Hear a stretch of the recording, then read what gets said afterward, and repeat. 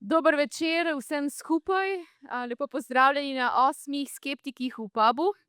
Moje ime je Anja in sem izobraževalna raziskovalka na CERN-u v Švici in zelo sem vesela, da se vas je toliko danes oglasilo na temnem dogodku. Samo tako na hitro o skeptikih. Dogodki Skeptiki v pubu potekajo vsepovsod po svetu, v Sloveniji pa v organizaciji Znanosti na cesti in Univerze v Ljubljani je tole že 8. dogodek. In v resnici je to že kar drugi dogodek na temo fizike delcev, očitno smo kar majčkeno popularni. No, v resnici ta danes poteka na pobudo mednarodne mreže za popularizacijo fizike delcev. Zato bomo danes tudi majčkeno posebni, malo bomo govorili po angleško, malo bomo govorili po slovensko, tako da se že vnaprej opravičujem, če mi kaka beseda v slovenščini vseeno uide. No, beseda v angleščini bo kvečjemu vyšla. Torej, tokratna tema je fizika osnovnih delcev, ampak danes gledamo ne v tisto fiziko osnovnih delcev, ki jo že poznamo, ampak fiziko osnovnih delcev v neki prihodnosti. Bližnji, daljni, bomo videli. Torej, naši današnji gosti nam bodo poskušali povedati, kaj še sploh lahko odkrijemo in kakšna je verjetnost, da bomo kaj novega odkrili prav s temi nekimi novimi pospeševalniki, novimi detektorji za fiziko delcev. Pa dajmo kar predstaviti današnje goste. En izmed njih je moj šef, tako da prosim, ne se smejati, ker rečem njegovo ime, ker potem bom mogoče izgubila službo, še preden joring začnem. Torej, ta prvi je Arnaud Marsollier, vodja skupine za izobraževanje in komunikacijo znanosti v CERN-u. Druga je doktorica Cari Cesarotti, teoretična fizičarka na področju fizike visokih energij. In tretja je doktorica izredna profesorica fizike na Univerzi Sussex in Mednarodnem centru za teoretično fiziko. Torej, vsak izmed njih nam bo pokazal oziroma predstavil neko novo idejo. Nek drugačen pospeševalnik, nek drugačen detektor, neke drugačne delce. Tako da brez skrbi ne bomo v resnici ostali samo pri teoriji fizike delcev. Torej, delam prvič, pa mi je malo težko že strani obračati. Torej, kdo izmed vas bi znal kaj povedati o fiziki delcev? Jaz se vidi, da sem vprašala po slovensko, ker oni bi ziher znali kaj. Tako da bomo počasi pol prešaltali na angleško, ampak dajmo raje kar začeti z našim prvim govorcem. Prvi govorec, kot sem rekla, je Arnaud Marsollier in je vodja skupine za izobraževanje in komunikacijo znanosti v CERN-u. V dolgoletni karieri na področju znanstvene komunikacije in odnosov z mediji je pomagal globalnemu občinstvu približati vrhunske raziskave fizike delcev v CERN-u, vse od začetka delovanja velikega hadronskega trkalnika, ki ga mogoče poznate pod bolj angleškim imenom LHC, in odkritja Higgsovega bozona, pa vse sedaj do prihodnosti pospeševalnikov delcev.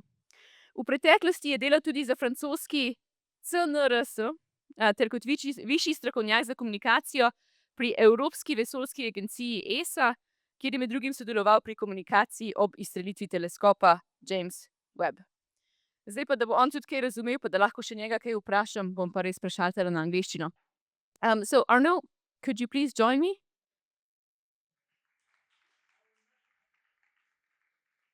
I'm telling you, I will speak in English. Okay, so just a quick question. Your biography goes from the very smallest particles at CERN to the universe. So you've probably met a bunch of different physicists. Are there any differences between those who are looking at particles and those who are looking at huge stuff in the universe? No, a physicist is a physicist. I think there are, basically, I think they look into maybe different questions, but the goal is the same.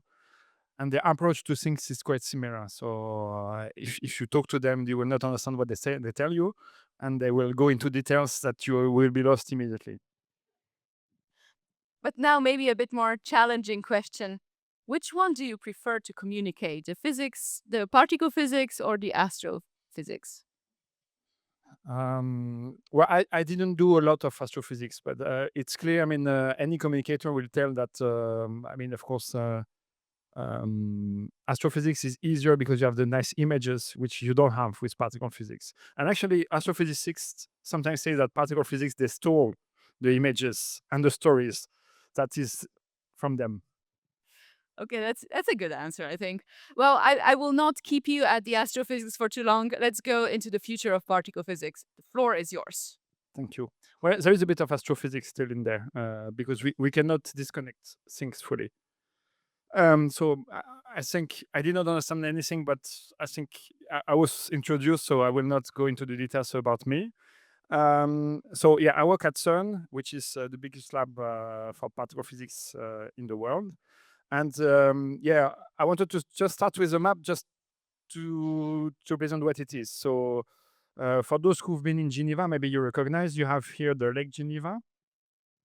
And basically, sun is around there, but it's also around there and around everywhere because here the ring is the Large Hadron Collider, the biggest accelerator in the world. And this is from machine we use every day to collide particles and try to understand how matter works and how the universe was born. Yeah, so we in a way, yes, understanding particle physics and astrophysics is a bit the same thing. We'll touch a bit on that, but just a bit. And what is important is also about CERN, because sometimes we hear that it's a Swiss lab. It's not a Swiss lab. CERN is really an international organization. We have 25 member states, and actually we have 110 nationalities working at CERN. So it's really, really a global endeavor with thousands of physicists coming there to work together from any nation. And the role of CERN into that is really to build the particle accelerator, to run them, maintain them, so for the benefit of a wide scientific community. I mean, now we say about 17,000 people worldwide contribute to some experiments. So the LHC, which is our quantum machine, it's good to start from where we are. It's a 27-kilometer ring, the ring that you saw on the map just before. Superconductive magnets, very cold, very, very cold, and billions of collisions every second. It's a crazy machine, basically. And to go with the particle accelerator is there to accelerate particles and bring them together and to collide them at the center of big detectors. So here is one of the big detectors at CERN, CMS, which is one of the experiments that helped discover the Higgs boson. And you see a bit the scale of it. So the ring is 27 kilometers, and each of the big experiments is the size of 20 stages buildings or something like that. So it's really, really impressive.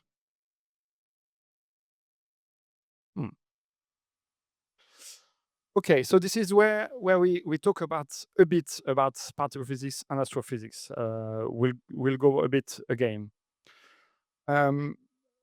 Because sometimes it's difficult to make understand why we try to collide particles. So if you think about things, telescopes, they are here to look into the sky. And the farther you can go, the closer you go to the origin of the universe. Just to make this understand, because sometimes it's also difficult. So the moon is very close. The light coming from the moon takes 1 second to come to the Earth. The sun is a bit further. It's 8 minutes for the light to come. So when we look at galaxies which are very, very far, actually it's like looking into the past. So the oldest things we can look is around there. So if you buy a big telescope, as big as you want, you can go up to there, but there the universe becomes dark. You cannot see anymore. So between the beginning of the universe and 300,000 years, something like that, we can't see with telescopes. And we can see because actually the particles, I mean, the light could not go through the medium. The particles were just were blocking the light to go out. So it's a bit why we do particle collisions, because when we do particle collisions, we recreate a bit what was existing at the beginning of the universe. So we are able to recreate particles that don't exist every day around us, but they were existing there.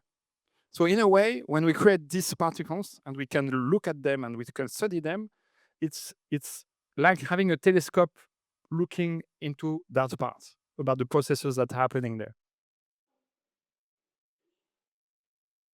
And why do we do that? Because actually, the more we look into the universe and the more we look into the particles, the more we understand that there are things we don't understand. And I mean, there are many different big questions, but I will just mention a few of them. And one probably of the biggest one, which is not so old, is the fact that if we look at the universe, we understand today that we are able to describe only 5% of it. 95% of the universe, we don't know what it is, and we don't know how it works. There's something that we call dark matter. We know it's there because we can see it from telescopes, especially with some phenomena that are based on gravity that tell that there is matter there, but we can't see it, but we know it's there. There is something that we call dark energy that is responsible for the expansion of the universe, which accelerates, and we don't understand why. And when we count everything that we can see, all the matter, all the phenomena, but we see that 95% of the universe, we don't know what it is. So one of the possibilities is that there is some kind of matter that we've never seen before, so we could create through our collisions, and this is one of the things what you try to do with the LHC. Another question which is a lot related to the universe is that we think that at the beginning of the universe, as much matter and antimatter were created. Antimatter is very similar to matter, but with opposite charge. But when we look into the universe, we see only matter, and we don't understand why. When we do collisions in the particle accelerator, it's like creating little big bangs. We create as much matter and antimatter. But when we look at the universe, so 14 billion years after the Big Bang, we don't know where the antimatter left. And okay, there are also questions about gravity, but I will pass that one. It's big questions. That's not just small questions and big questions. Only 5% of the universe, we know what it is.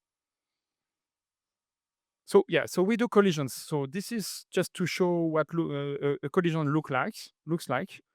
So as you've seen CMS just before, this is a collision from Atlas this time, the other big detector at CERN.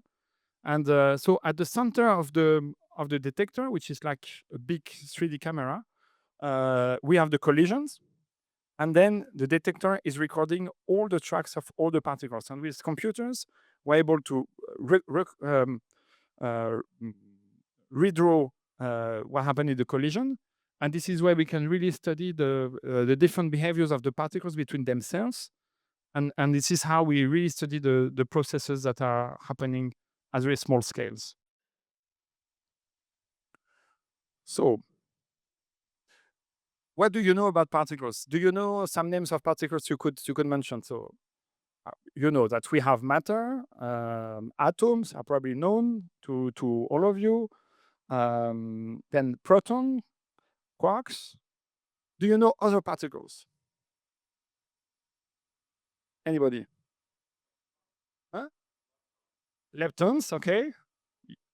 Bosons, wow, okay. More common ones, some we use every day. Electrons, yeah, sure. So this is the kind of particles we are looking at. We love to put them in a big table, and then this is all the almost all the particles all the families of particles. So yes, we have here what I would call ordinary matter, and the electron is probably the most the most common thing. I mean, we use it in electricity, electronics, and so on. So that's one. But then we have a whole other families of particles. I will not give the details because we don't have time. I have 10 minutes. I'm surely already beyond time. We have, this is where I wanted to go. We have very strange particles here. So photons are quite known. What are they used for? Photons. Light. Yeah, photons are light. Bosons, they were mentioned. Gluons. Gluons are interesting ones. And gravitons, we don't know if they exist, but they could. Okay. So these particles are responsible for the forces. And then on top of that, we have, I mean, what you all probably heard about in 2012, the discovery of the Higgs boson, which is a bit special. So it's not in on one of the columns or one of the lines. He's a bit on the side. Very, very special particle. And yeah, we were looking for it for almost 50 years. And that was kind of a big deal. So why is it so special? One of the things why what? I'm too close. I have to move. Okay. So yeah, the Higgs, especially. I mean, before the Higgs, we could not say why particles have a mass. So from the theory, which we call the standard model of particle physics, all the particles should have the same mass. But this is not what we observe. We have light particles, we have heavier particles. So we had to create something. I mean, it was a crazy idea. A field, the Higgs field, which is responsible for how the particles get their mass. So you have to imagine that you have plenty of Higgs particles everywhere, and when a particle goes through this medium, then if it becomes heavy or it becomes light. It's a bit the way it works. And why is the Higgs so important for us today? Well, two things. First is the latest particle we found. So we don't know it so much, and the image we have is a bit blurry still. So we know it's there. It's clear. We have catched it, but of course, this is a new one. So maybe we would like to study it in more detail to see if there are some things that are a bit interesting to see into the properties of the Higgs. And one thing especially which is interesting is the Higgs, as is the new particle we discovered, might be something that could help us to solve maybe some of the mysteries I mentioned. Maybe dark matter, maybe antimatter. We don't know, but the fact that it's new is a good idea to explore. So some of the questions about the Higgs. So where does the Higgs come from? Is it an elementary particle or is it composed of other things inside? Well, that's a good question. I mean, maybe we can still go down in the scales. Is it unique or we have several Higgs? That's a question that physicists would like to answer.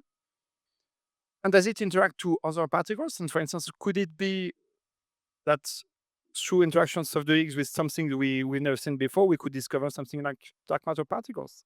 That's one of the questions. So it brings me to the need to study the Higgs in more details. So to study the Higgs in more details, it's like, I mean, if you want to study something in more detail, you need a bigger tool somehow. That's a bit the idea. So the plan now would be maybe to build a new collider, which would be 3 times bigger than the current one. So 27 kilometers is already big, but we would like to go even further. So it would be 200 meters underground, and the cost is evaluated to 15 billion Swiss francs. It would help us to really study the properties of the Higgs in detail. Maybe to search for new particles, as I mentioned. Maybe antimatter? Could we could have a new insights on what happened to antimatter? And of course, I mean, as long as you have a new tool which is much more precise and much bigger, you can explore. Actually, it's really a tool to explore and see if you can discover new phenomena. There are so big questions that there must be something else we don't know that we could discover. To come back to astrophysics and to explain a bit what it means going having more precision, I took this time a picture of the Hubble Space Telescope, which is very famous. It's called the Deep Field. All the little points you see on the photo are galaxies. So it's you zoom into the universe, and you discover that if you look really far away in the universe, you have galaxies everywhere. So that was a shock when astrophysicists took this picture. But now, when you move from the Hubble telescope to the James Webb telescope, this is the same field of the sky. With James Webb, you see that the galaxies that were little points, suddenly you can see more details. So this is a bit what we would like to do with our new collider. We would like to go from a blurry image of the Higgs to a clear picture of the Higgs. So that's it. And of course, just to conclude, because I think I'm over time. So this is what we say it would be. Really, this collider is, I mean, is a machine for a new generation of people. I mean, so it's for the young people to grow and become scientists. It's for engineers, because to build something like that, it's really challenging. It's for also developing new technologies that might be useful for society. So when we do accelerators, I mean, we create new things. The web was invented at CERN not because we wanted to invent the web, because we needed a tool to communicate. A lot of the technologies that exist in hospitals, should it be medical imagery or some accelerators to treat cancers or super powerful magnets for MRIs, come from particle physics as well. So of course, pushing the boundaries of science also is pushing the boundaries of technology and will help also to develop new things. So I think I have to finish. So this is Higgs saying goodbye, but I think we have a conversation after that. Thank you.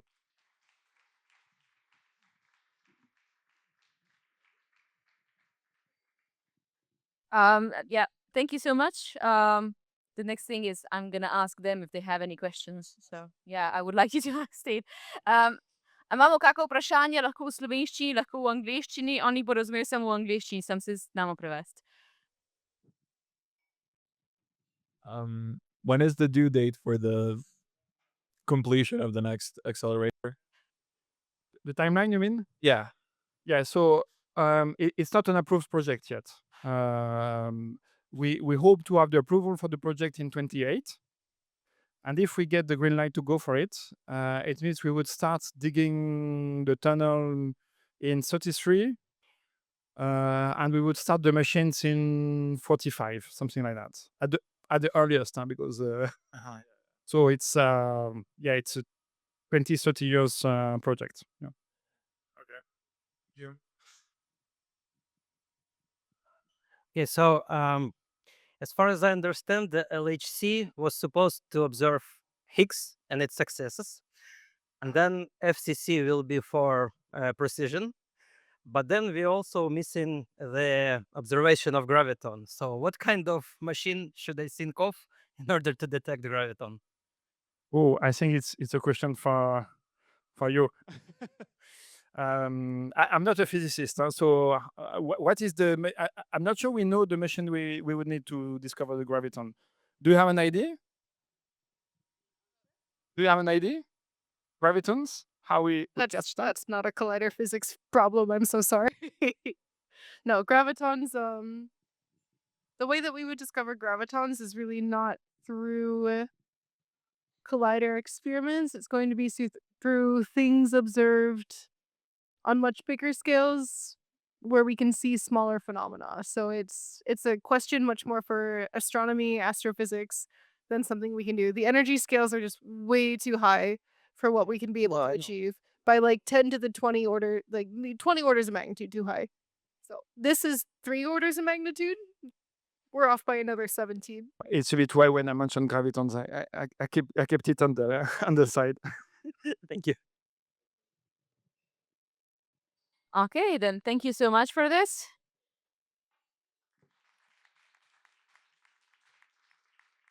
Zdaj si bomo vzeli ene, 2, 3 minutke, da si lahko še kdo vzame kaj za pit, pa malo pavze, potem pa nadaljujemo z našo naslednjo govorko. Hvala. We have 2 to 3 minutes of a break. Yeah, to those who are speaking English, we have 2 to 3 minutes of a break.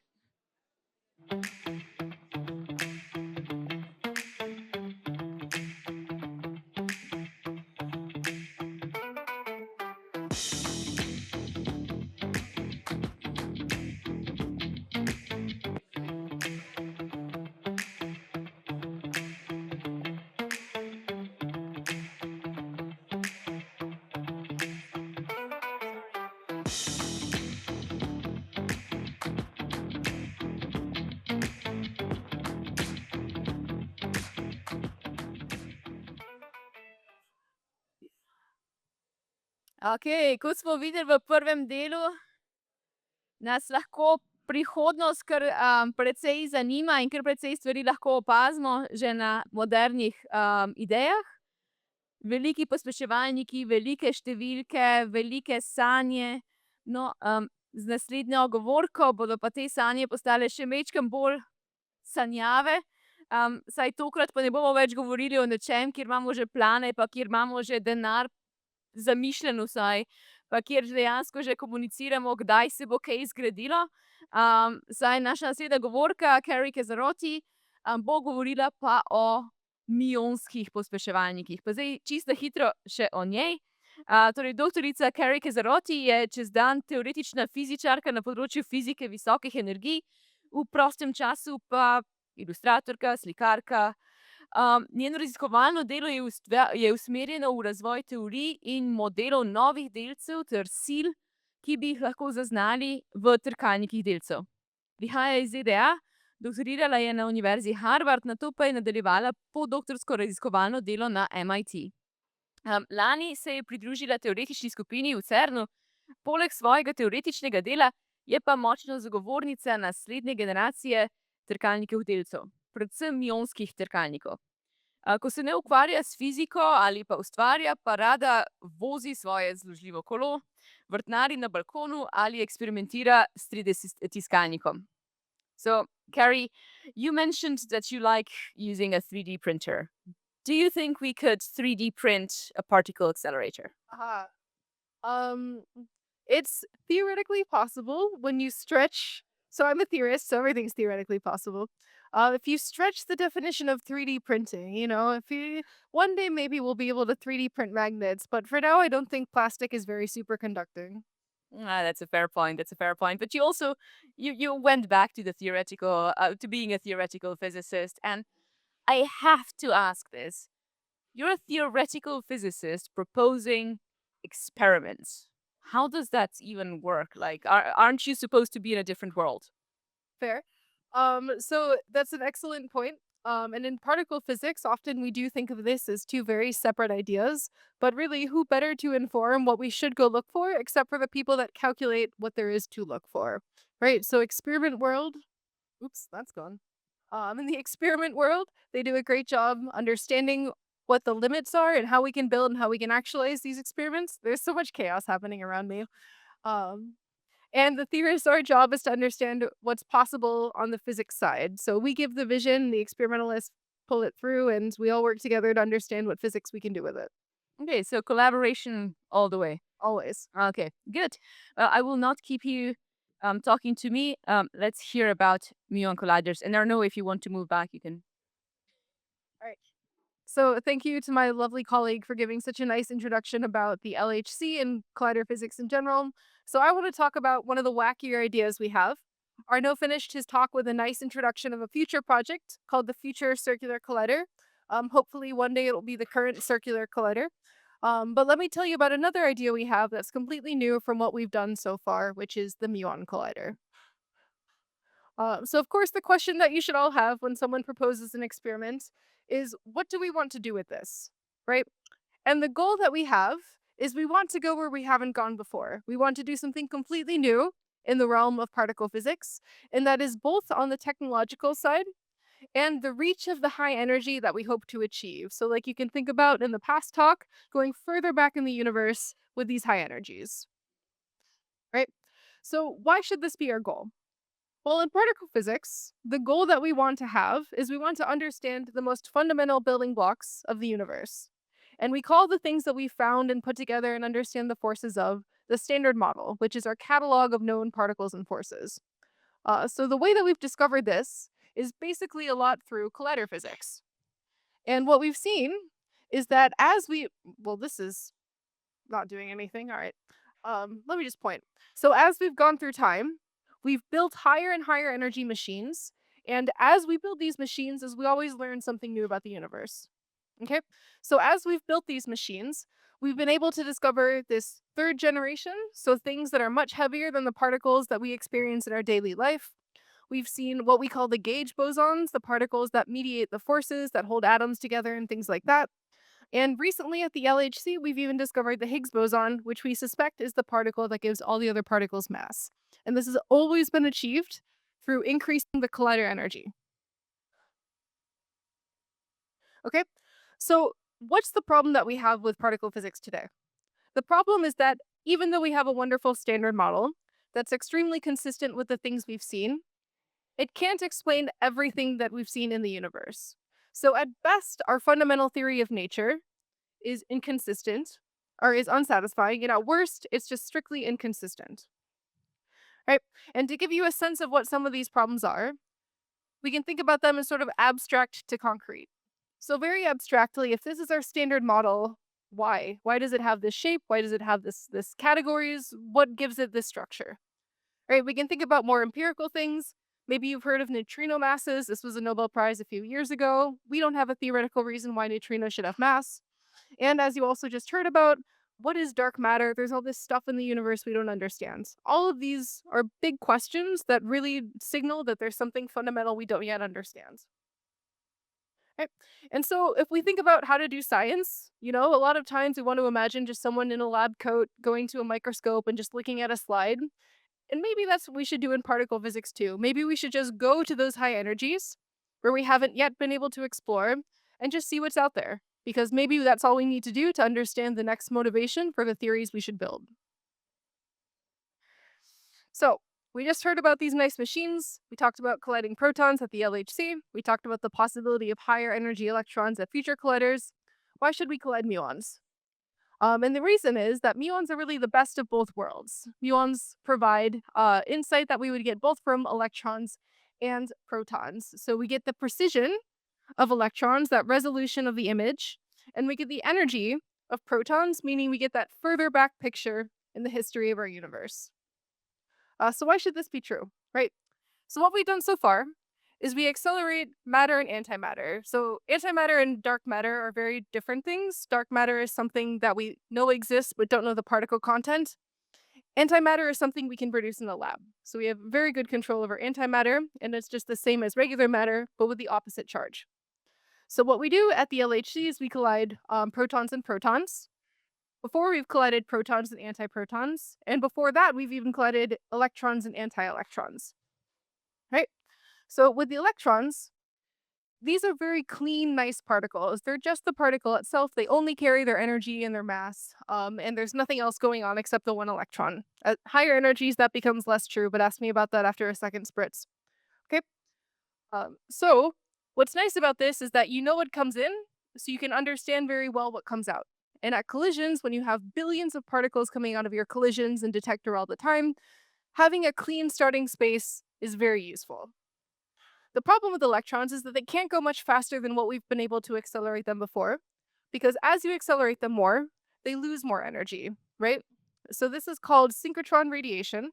But basically, as an electron moves through a curved path, because all of our colliders are circular, is it loses some momentum to photons, is that it takes away some energy. So there is just a theoretical limit about how much energy we can put into these kind of machines.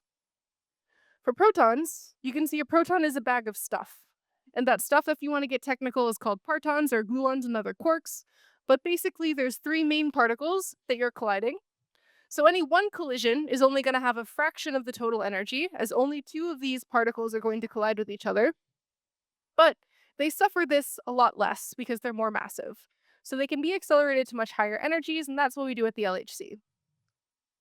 With muons, we kind of get the best of both things. So muons are the heavy cousin of electrons. They're basically the same in every capacity, except they have more mass, and that unleashes more physics. Right? And so if we were to accelerate them and collide them, then we would have the clean environment of a fundamental particle, but at the same time, the high energy environment that we do with protons. And so this 2-for-1 deal is really why this acceleration technology would be really exciting. Right? So this is a plot that a lot of physicists would show that probably doesn't mean much to lay people. But let me just say that when you have low energy particle physics, what you're trying to do is you're trying to understand very small differences between what you expect and what you measure. That's precision. When you go to very high energies, you're just exploring uncharted territory, and you can see something completely unexpected over what you might have calculated there to be. So this is the difference between these two paradigms: is measuring small differences and seeing unexplored things. Okay, and doing both of these with one machine would be an amazing way to search for new physics in general. Especially because the truth is, we don't really know what should be out there. If we think about how this machine would compare to the other machine that Arnaud just brought up, this is going to be a much smaller machine, and it has to be by design. So what's tricky about it is that muons don't live forever, right? All of the particles that make up our daily world, they do live for quite a long time, because if not, we ourselves could not exist. We would decay away into smaller, lighter things, right? So a muon has to be small for this technology to work. So these machines that we project them to be, we'd have to dig a very big hole. 91 kilometers is the current expectation to be able to achieve this program. But for muons, it would have to be much, much smaller. So if we're concerned about our environmental impact, how much we disrupt the community, having a smaller machine is always a better thing, right? And additionally, again, these are numbers that maybe mean more to physicists. But the point is that these are kind of comparable numbers. So the high energy you can achieve with sort of the future stages of this machine that we're thinking about at CERN could be comparable, and the precision would be comparable with the electrons too. So it's again kind of these two things in a very small, nice package. Right? There's some talks about doing it at CERN if it were to be in Europe. There's also some talks about doing it in the US. Who knows what goes on over there, quite frankly. But it's nice that there's a couple laboratories in the world that are interested in supporting this goal. All right, so coming back to this sort of general purpose, what do we want to learn with this machine? And really the question that we're trying to ask is the standard model correct? And if not, where does it go wrong? I'm getting a little shifted in my slides. Let me know. Perfect. Okay. So basically it's funny. Okay. The two things that we're trying to ask basically is, does this look like what we expect? And how do we look for things that we don't expect? And so the two most relevant physics scenarios that we want to understand is, does this look like standard model? And what other things could it be?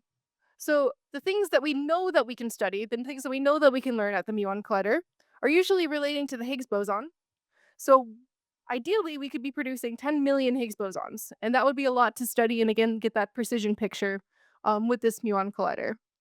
And otherwise, we want to think about what else could be out there with exploration. So this famous equation E equals mc squared is really the crux of it all, is that having high energy muons is our energy, and we can produce new particles with very high mass. So we convert energy of the colliding particles into mass of the new particles and see things that are otherwise too heavy to see in our regular lives.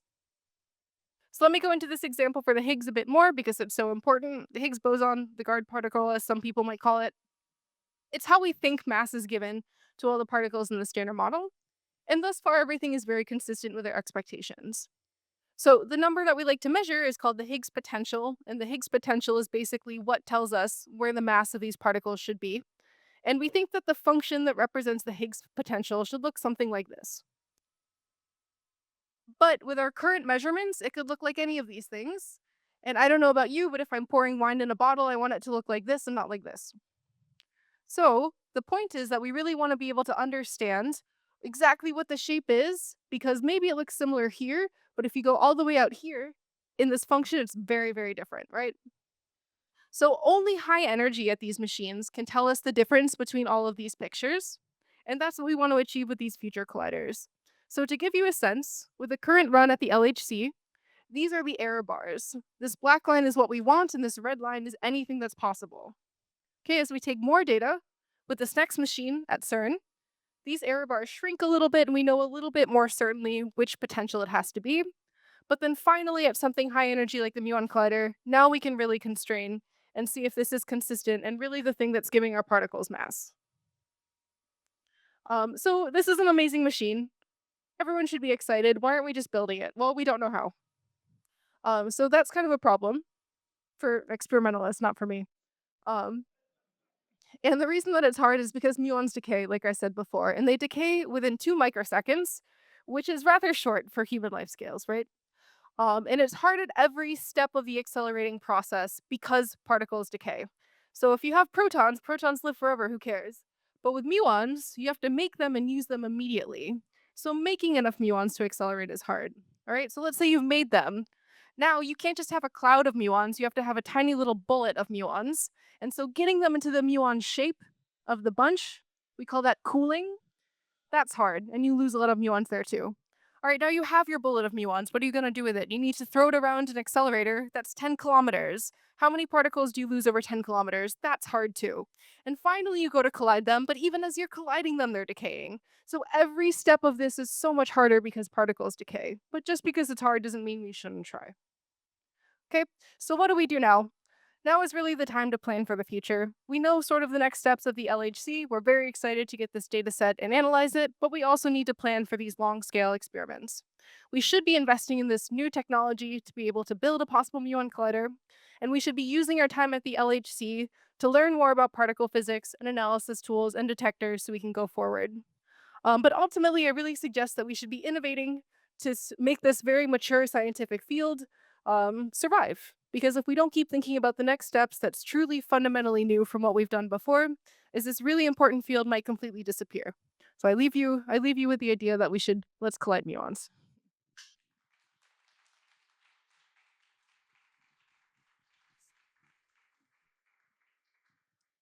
Thank you very much. And now we have time for questions. Vprašanja. If there's no questions, oh, there is one question. Okay, thank you for this nice review. I would ask you a question like a theorist.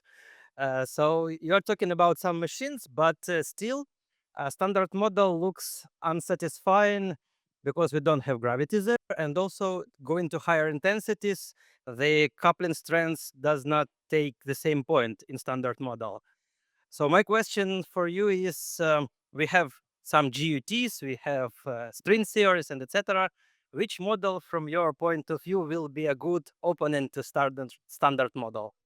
So what you're asking me, what do I think the most likely theoretical resolution is to our current mess of particle physics?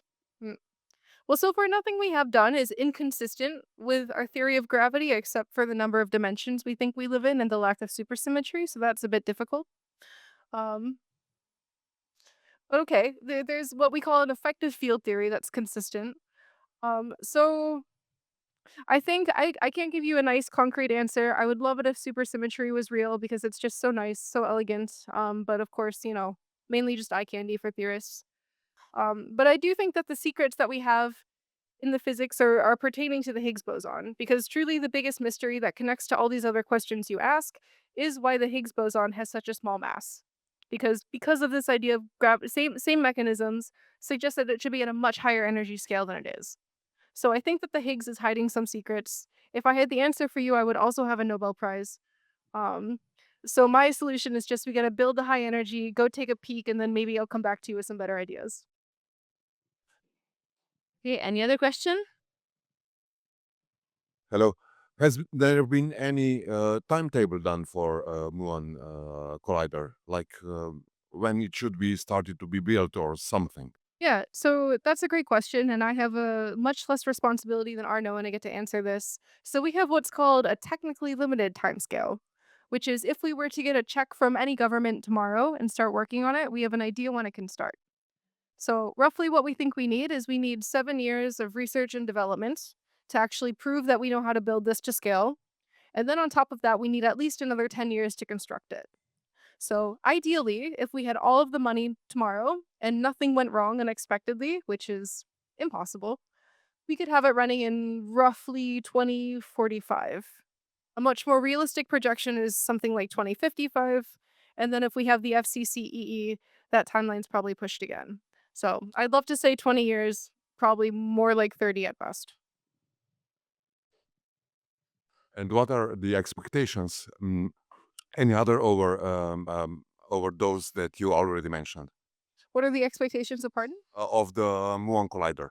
Yeah, so What it will provide? What information? yeah, great question. Do you work for a government funding agency? Um, you- You're asking all the questions they ask us too. So the things that we need to provide is we need to do these Higgs precision measurements, right? Is we need to do all the things that make it completely ensure that it's completely consistent what we think our theory of the Higgs and mass is and what we actually see. Is we need to push that down to even further decimal. So right now we know the shape like you see to at best an order of magnitude. That needs to be concrete. And so that's something we can do like I showed you. The couplings of the Higgs to other particles is also something we definitely need to measure. And then something nice that we can do at muon colliders is we can even measure basically what happens when these heavy gauge bosons, the Z's and W's, start to look light like photons. So there's all these phenomena that start when we have really heavy particles, they start to look comparatively light when we're at these high energies. So basically, to give you the short answer, is making sure we still agree with standard model predictions even at 10 TeV energies. So a factor of 10 above what we see at the LHC. That is definitively going to be done. I wish I could promise you a new particle too, but that's a bit less likely to happen. You mentioned the number of Higgs bosons you could produce with this accelerator.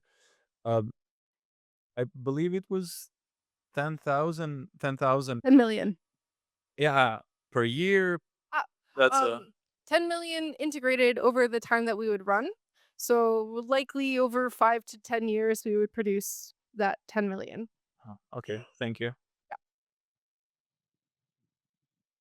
Okay, najlepša hvala za vsa vprašanja. Thank you for the questions and thank you for the talk. Zdaj smo se malo pogovarjali o planih pa o sanjah. Po 2 do 3 minutnem odmoru se bomo pa vrnili na delce, ki v resnici sploh ne vemo, jih zelo težko zaznamo, tako da včasih so tudi ti delci majčkeno sanjavi. Tako da 2 do 3 minute, 2 to 3 minutes and we're back.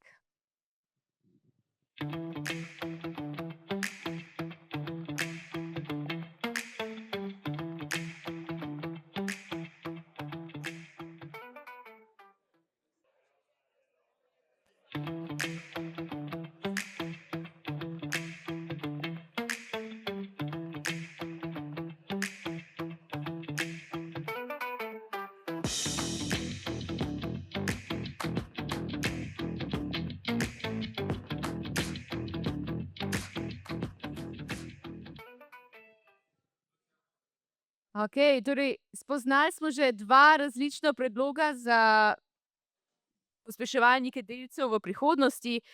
Spoznali smo že tudi neke nove delce, torej govorili smo o mionih, govorili smo o Higgsu, ampak to še ni vse, kar lahko si ogledamo v prihodnosti, to še ni vse, kar nas čaka v prihodnosti. Tako da naša zadnja govorka bo govorila o projektu, ki je v resnici že najbližje realnosti, ker se dejansko stvari že dogajajo. Govorila pa bo o zelo posebnih delcih, govorila bo o nevtrinih. Nevtrini pa, no, ne bom raje jaz od njih razlagala, boljše, da se potem naša naslednja govorka s tem mečkam več posveti. Torej, doktorica Kate Shaw je izredna profesorica fizike delcev na univerzi Sussex in Mednarodnem centru za teoretično fiziko. Sodeluje pri eksperimentu Deep Underground Neutrino Experiment, torej DUNE, v Fermilabu in pri eksperimentu Atlas v CERNu, kjer raziskuje temeljno naravo snovi z namenom boljšega razumevanja delovanja vesolja. Aktivna je tudi na področjih odprtih podatkov, znanstvene komunikacije in globalnega znanstvenega posredovanja znanosti. So, Kate, I see in your bio that you're doing stuff with open data. Aren't you worried about open data? If you put all of your stuff on the internet so it's accessible to everyone, aren't you afraid that people are going to steal your stuff? Thanks for the question, Anja. So just to say, I work on the Atlas experiment, the Large Hadron Collider, and this DUNE experiment, neutrino physics. And in particle physics, we do make our data available for everybody to access, to analyze. You can go online and find it for Atlas and CMS and other experiments. And no, we're not worried they're going to steal our data. We really want people to have a look and have a play, because what we're doing at CERN and in DUNE and in these big experiments is really exciting. And we really want everybody to get stuck in and have a go. So please do check it out online. So you're not worried that someone's going to steal the idea of DUNE, build it faster than you, and then get to the solutions before you? If they'd loved it, we would love if that happened. We'd love them to join the collaboration, yes. Well, okay, then just tell us a bit more about DUNE, and the floor is yours. Thank you. So thanks so much for having me. Yeah, my name's Kate Shaw. I'm from Sussex. I work on the Large Hadron Collider on the Atlas experiment for about 20 years. And I'm also joining this neutrino experiment the last 5 years or so. So this experiment is brand new, and it's really like a next generation type of particle detector. So have you heard of neutrinos before? Does anyone know where the word neutrino comes from? Which language? Neutrino. Yes? Italian, exactly. You notice the ino at the end. Okay, like cappuccino. So it's an ino. So neutralino. Sorry, I always end up saying this. Neutrino is because it's a neutral but little neutral particle. We've heard of the neutron.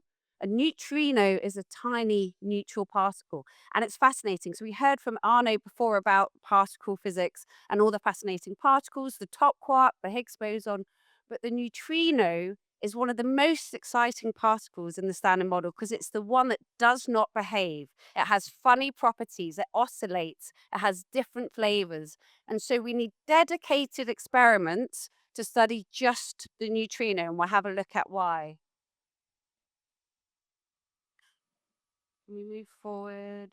Here we go. So our experiment is based in United States. Oops.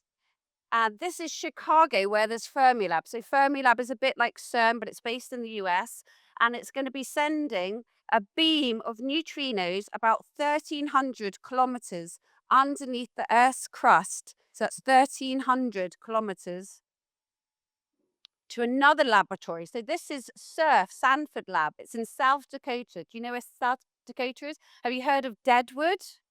You seen the series Deadwood, anyone? It's where they went to find gold. And so at this place in South Dakota, there was a lot of gold. So they built deep mines about a mile underground.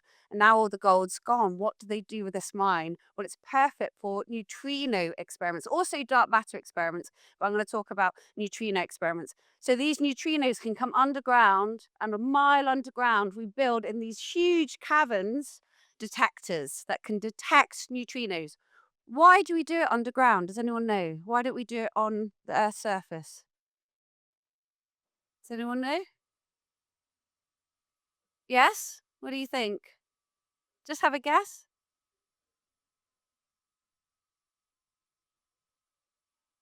Yes, you're absolutely right. It's protect them from the cosmic ray. If we put them here, it would be absolutely busy. Our detector would be detecting everything. Okay, and that's great, but we want to look at neutrinos, and as we'll find out, neutrinos hardly ever interact. So if we put it up here, we wouldn't be able to see it. But when we put it a mile underground, which does not matter at all to a neutrino, the Earth absorbs all the particles. My clicker's not working well. So, what are neutrinos? So, neutrinos are as near to nothing as you can imagine. They are absolutely as near to nothing as you can imagine. They have almost zero mass. Okay, almost zero mass. They're also the most abundant particle in the universe. So there's more neutrinos than any other particle. How many neutrinos do you think goes through my finger every second? About 60 billion. 60 billion neutrinos are going through your finger every second. How many through your body? Can you do the maths? About 500 trillion neutrinos are going through our body every second right now. So we're literally in a sea of neutrinos. Okay. Luckily, they don't interact very often. And so they're completely harmless. The Earth and everything around us has always been around a sea of neutrinos. They go straight through us, straight through the Earth, and they continue their galactic journey across the universe. And most of them will never interact with anything. So they're not very friendly. So they have almost no mass. They have almost no they have exactly no electric charge. At least when you have an electric charge, like an electron has negative charge, a proton has positive charge, it means it interacts with things electromagnetically.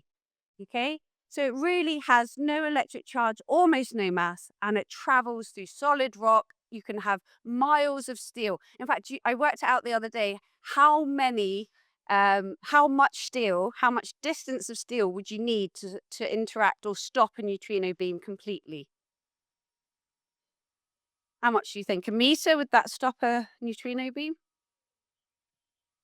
So if you had to say, let's think about it with light. If I have an inch of light, would that stop a photon? Through some glass, say?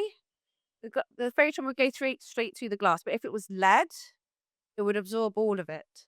But you need about a light year of lead to absorb most of a neutrino beam. So they're a bit annoying because they don't interact. And we think they may hold the key to why anything exists here at all. Yeah, so 60 billion neutrinos pass through every centimeter square every second. Where do they come from? My clicker's not working. There we go. So most of them come from the sun. So we all know nuclear fusion. You turn hydrogen into helium. And what do we make? Mostly we make photons, right? Which is light, okay? And most of that will get absorbed by everything on the Earth. Photons don't pass through matter, right? So you feel it as heat, okay? Not just light. Also, neutrinos and positrons are created. So neutrinos are emitted just as much as photons from the sun, but the Earth is basically invisible. Okay, they go straight through the Earth.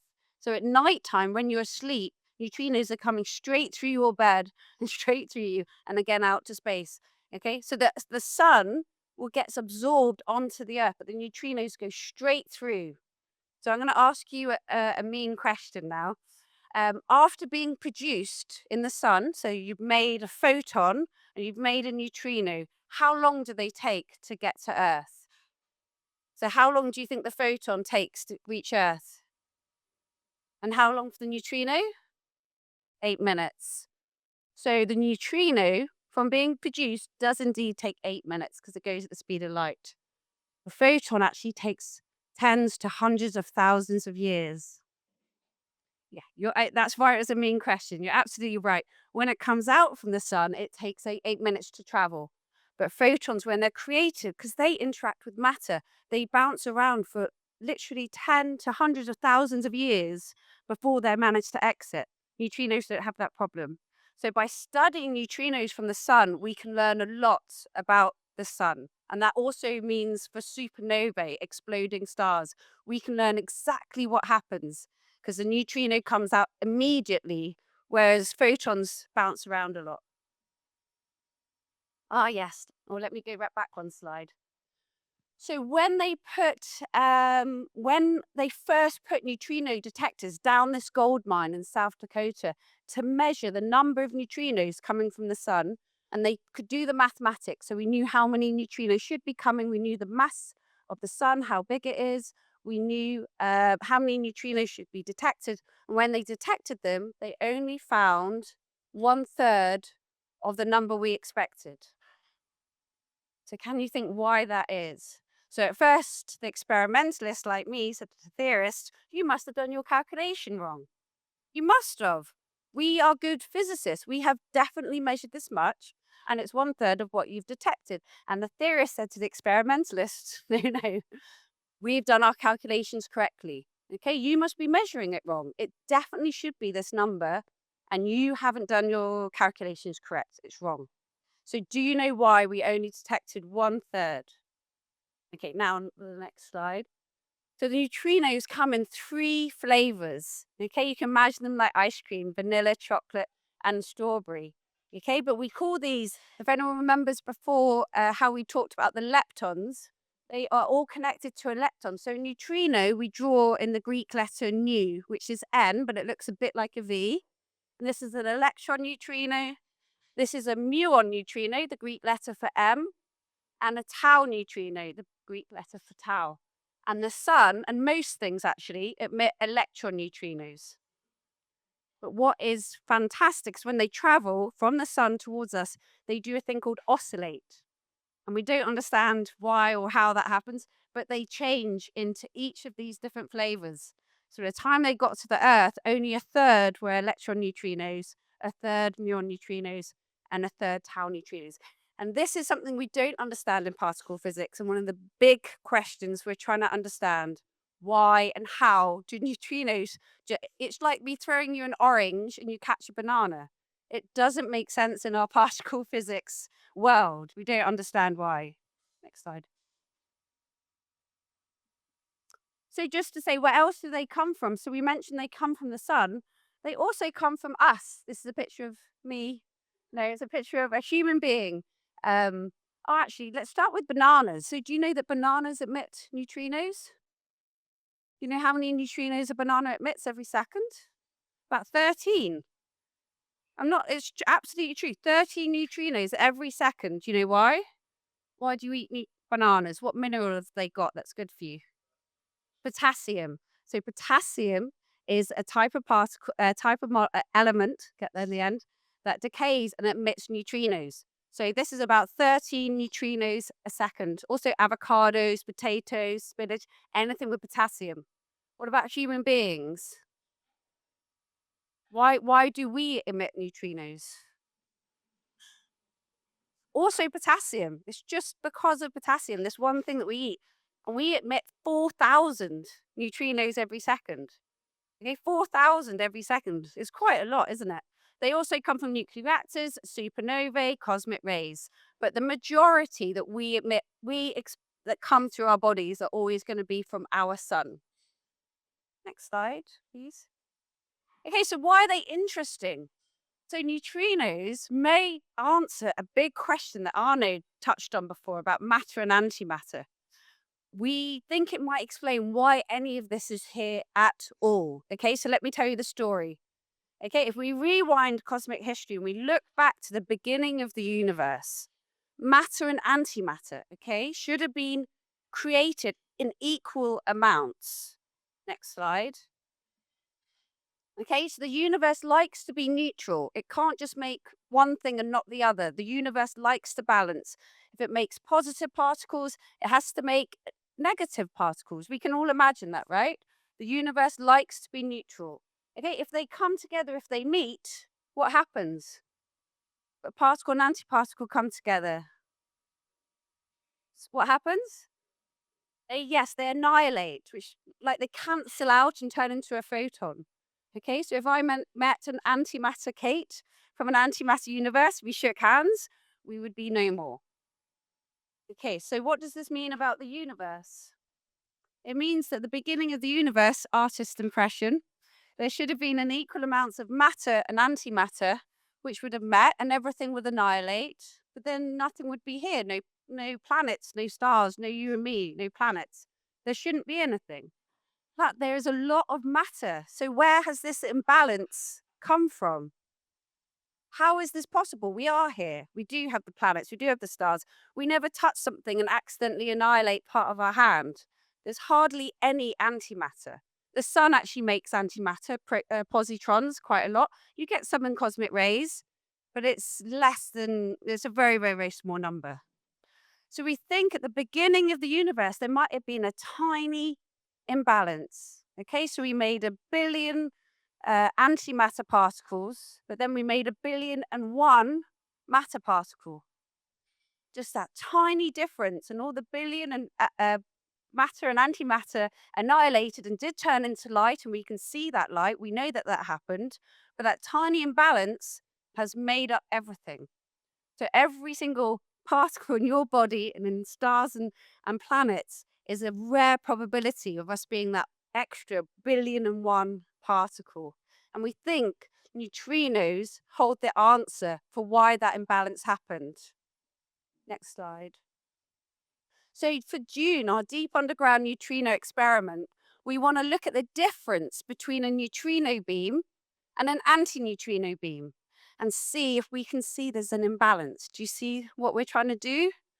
Okay, it's something that is very difficult to observe because we need what's called a long baseline. That means we need to send it a long way. 1,300 kilometers has never been done before. When we send the neutrinos, they will oscillate. We'll measure how they oscillate, and we'll see if there's a difference in that oscillation between the particles and the antiparticles and see if we can understand the universe. We're also going to be sensitive to supernovae. Okay, when there's a supernova, an exploding massive star in the universe, neutrinos, as we learned at the beginning, they will come here first before light. The neutrinos from a supernova will get to Earth about 7 minutes before light. So if there's a supernova in the night sky, the neutrino experiments will discover that first, okay? Because the light's bouncing about, trying to get out. In that 7 minutes, June can tell all the telescopes around the world to point their telescopes in the right direction to get that supernovae. And you can learn a lot about exploding stars from the supernovae, from neutrinos and photons. The last thing we're going to be looking at is just new physics, absolutely the same as Large Hadron Collider physics. This is really what we all want to be sensitive to, okay? You build these big detectors. We don't always know what's going to happen. We often have surprises, okay? It's a very sensitive detector. And we're going to be sensitive to any new type of particle collision or anything new out of the ordinary. We're going to be able to detect. So this is a picture, the schematic of how it's going to work. This is Fermilab, where they emit the proton beams, the neutrino beams, and they travel 1,300 kilometers to the detectors 1 mile underground, okay? And they will oscillate. So you can see here it starts at Fermilab as a muon neutrinos. This is what we emit. And as they travel, this is our theory, more and more will turn into tau neutrinos and oscillate into electron neutrinos. And we'll do a bunch of measurements. We want to learn many things about the oscillation. We also want to measure their masses and understand how neutrinos have this extremely small mass. So this is our timeline. This is showing what's going on at the world at the moment. We're an international collaboration, 1,500 collaborators from, we're from Chile to Madagascar, Norway, to Japan. We have collaborators in about 222 different institutions, 38 countries. And you can see around the world, lots of different detectors are being built. And we're here now in 2026 when we're beginning the first June detector is going to go underground, and we're going to start making data in 2029. A really exciting time for neutrino physics. So thanks for listening.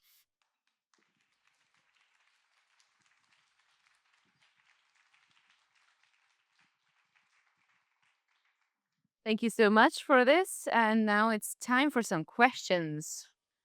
Okay, we have a question over there. Actually, I do have two questions, one technical and another is more fundamental. The technical question is about geometry of experiment. Why do you have some deflection? Why is the line is not straight from Fermilab to Stanford? So what is the reason? And the fundamental question is, what do you think the neutrino is a Dirac particle or Majorana particle? That is very technical. So I mean, this is a schematic, okay? There's no bump in the earth here. The earth is curved. So if you want to go to South Dakota from Chicago, you have to point your beam downwards. So it is going in a straight line. It's just going down. So you have to, this is a little bump, but it's very, very small. You have to get your beam onto the target that makes it go through the Earth's crust. So it's going down and it pops out South Dakota. And then we don't know what the nature of neutrinos will be. That's, the nature of neutrinos is really exciting. Big questions there, but I don't want to go straight into Dirac and Mariano quite yet. Okay, we have one more. There is a project called Legend taking place in Max Planck Institute in Germany. I guess you know about it. They are trying to find out about double beta decay in germanium, which would show, as far as I understand, if neutrino is Majorana particle or not. Are these your Dune experiment and Legend somehow connected, or do they share some information? Good question. So there's many neutrino experiments, but they're all sensitive to slightly different questions. We're mostly sensitive to neutrino oscillations, matter-antimatter asymmetry, and supernovae. We can still measure other things, but we're not the most sensitive. I don't know specifically that experiment, but I know, for example, Snow Plus in Canada, they're very sensitive to double beta decay, and they will hopefully also answer that question, which is really interesting. It's to do with most particles are left and right-handed, which means they can spin both ways. Neutrinos, for some reason, only spin one way, and that's really interesting. Again, we don't really understand why. And trying to answer that is this question. Okay, imamo še kako vprašanje? Any more questions? If not, we have to conclude this evening anyway because we're running out of time. Thank you again, Kate.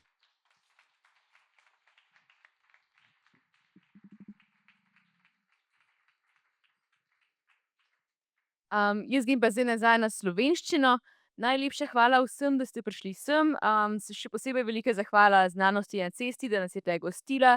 Zahvala tudi Univerzi v Ljubljani in društvu IPOG, ki so seveda sofinancirali ta dogodek. Zdaj pa še posebej zahvala tudi Centru Rog in kavarni Specialka, da so nas tukaj gostili.